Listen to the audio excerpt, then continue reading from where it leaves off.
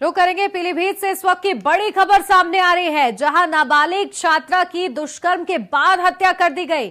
शनिवार को सुबह घर से निकली थी छात्रा, जिसकी दुष्कर्म के बाद हत्या करने का ये मामला सामने आया है।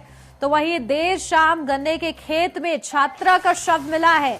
तो वहीं निर्वस्त्र हालत में छात्रा की लाश मिली, जहां छात्रा के शरीर पर चोटों के भी निशान हैं।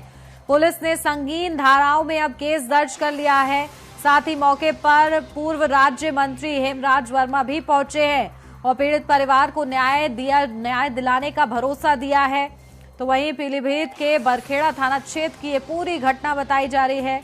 घटनास्थल से बियर की बोतल, नमकीन के रैपर भी बरामद हुए हैं। तो ये संगीन मामला पीलीभीत से सामने आया है, जहां एक नाबालिग छात्रा की दुष्कर्म के बाद हत्या कर दी गई है। और बताया जा रहा है कि शनिवार को सुबह घर से ये छात्रा निकली थी, जहां देर शाम गन्ने के खेत में इस छात्रा का शव मिला है, वो भी निर्वस्त्र हालत में मिला है, जिससे रेप की आशंका जताई जा रही है। रेप हुआ है उसके साथ। तो वहीं उसकी हत्या कर दी गई है, क्योंकि शरीर पर चोटों के निशान भी नजर आए हैं।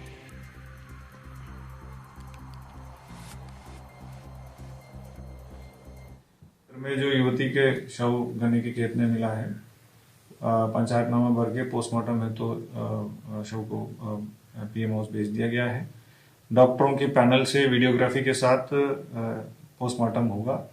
परिवार वालों के तहरीर के आधार पर तत्काल गंभीर धाराओं में मुकदमा पंजीकृत कर लिया गया है। घटना के सफल अनावरण है तो 4 अलग अलग टीमें गठित की गई है। इसके साथ साथ फोरेंसिक टीम के साथ छोटे से छोटे सबूत भी इकट्ठा किया जा रहा है। जल्दी से जल्दी ये घटना के अनावरण किया जाएगा। खबर पर ज्यादा अपडेट देंगे हमारे संवाददाता आशुतोष मिश्रा जुड़ गए हैं। आशुतोष, क्या जानकारी, इस नाबालिग छात्रा के साथ दुष्कर्म किया गया और उसके बाद हत्या कर दी गई, क्या कुछ मामले में अब खुलासा हुआ है? किस तरह से दोषियों के खिलाफ शिकंजा कसा जा रहा है पुलिस की तरफ से? देखिए उन्नति, ये घटना पीलीभीत के बरखेड़ा थाना क्षेत्र की बताई जा रही है। यहाँ पर शनिवार सुबह 6:45 पर एक छात्रा गांव से बरखेड़ा पढ़ने के लिए निकली थी। इसी बीच गन्ने के खेत में उसका देर शाम शव मिलता है। परिजन सोचते हैं कि शाम तक जो छात्रा है वो वापस आ जाएगी। जब वापस नहीं आती तो मामले की सूचना पुलिस को दी जाती है, गुमशुदगी दर्ज हो जाती है यहाँ पर।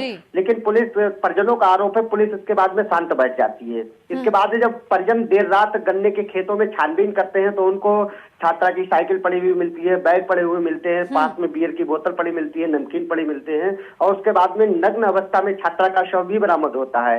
मामले की सूचना पुलिस को दी जाती है। मौके पर पुलिस पहुंचती है।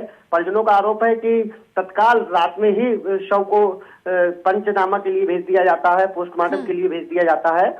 और घटना पे परिजन रात में जो जानकारी दे रहे थे, लगातार परिजनों का कहना था कि पुलिस का आरोप था कि उसमें 300 जो दुष्कर्म की बात को हो वो हटाया जाए। लेकिन जब देर शाम वहां पर सुबह जब राज्य मंत्री, जो पूर्व राज्य मंत्री हैं हेमराज वर्मा, मौके पर पहुंचे, इसके बाद मुकदमा सुबह दर्ज हुआ है।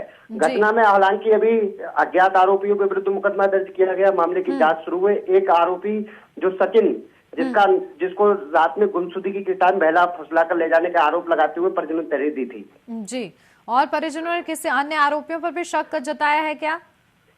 उल्टी अभी किसी भी अन्य आरोपी पर परिजन नहीं जता पा रहे हैं, क्योंकि परिजन के जो कॉल डिटेल और तमाम चीजें थी उसके मामले पर सिर्फ सचिन को ही प्रकाश में लाया गया। हालांकि परिजनों का आरोप है कि 4 बियर की बोतल है, तो सामूहिक दुष्कर्म का परिजन आरोप लगा रहे हैं। जी, चलिए, बहुत शुक्रिया आपका तमाम अहम जानकारी के लिए।